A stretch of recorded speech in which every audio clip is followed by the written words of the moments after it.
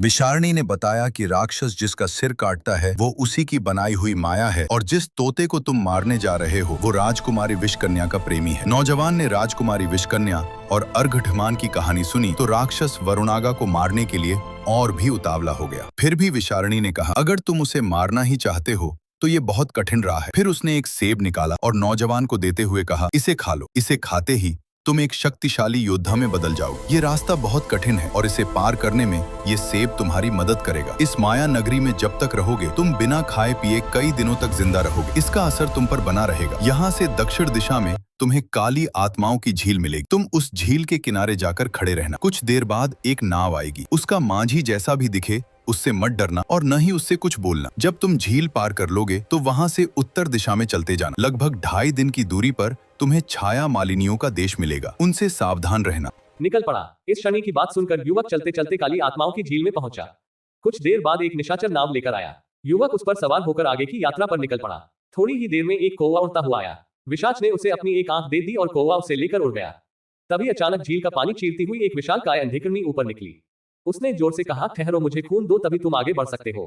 युवक का चेहरा भय से पीला पड़ गया, लेकिन निशाचर ने बिना हिचकिचाए अपनी कटारा निकाली और अपनी हथेली चीरकर कुछ बूंदे खून की उस रहस्यमयी झील में टपका दी। देखते ही देखते पानी लाल रक्त में बदल गया। अंधेकरनी ने वह रक्त पिया और संतुष्ट होकर फिर झील में समा गई। इसके बाद निशाचर युवक को एक ऐसे दरिया में ले आया जहां पानी में विचित्र जीव तैर रहे थे।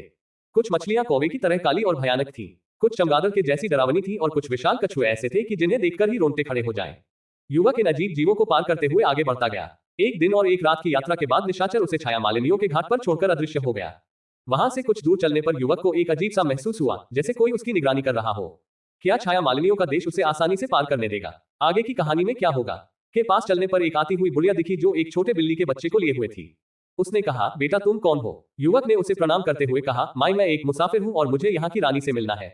बुढ़िया बोली, बेटा मैं तुम्हारी जरूर मदद करूंगी, बल्कि मैं तुम्हें रानी तक ले जाऊं, पर जरा इस बिल्ली के बच्चे को थोड़ी देर संभाल लो, मैं नीचे के झरने से पानी पीकर आती। युवक ने उस नन्हे बिलाव शावक को करुणा सहित उठाया और उसे अपनी हथेलियों में थामकर स्नेह से सहलाने लगा। तभी अचानक बारिश होने लगी। जैसे ही बारिश की पहली बूंद उस बिल्ली के बच्चे पर पड़ी, मानो कोई श्राप जाग गई हो। उसकी त्वचा पर काले धुएं की पतली सी परत उठी। कुछ ही क्षणों में उसका चेहरा विकृत होने लगा, आंखें लाल, दांत बाहर निकल आए और उसकी आवाज राक्षसी गुर्राहट में बदल गई। युवक ये देखकर हैरान रह गया। राक्षसी बिल्ली ने उस पर हमला कर दिया। युवक ने साहस करके उससे लड़ाई की, पर जब लगा कि वह हार जाएगा तो वह जान बचाकर भागने लगा। राक्षसी बिल्ली उसका पीछा करने लगी। तभी अचानक आसमान को चीरती हुई एक तीर आई, जैसे किसी देवता ने वरदान दिया हो, और वह तीर सीधे उस राक्षसी बिल्ली को जाकर लगा। तीर लगते ही वह घायल होकर जमीन पर गिर पड़ी।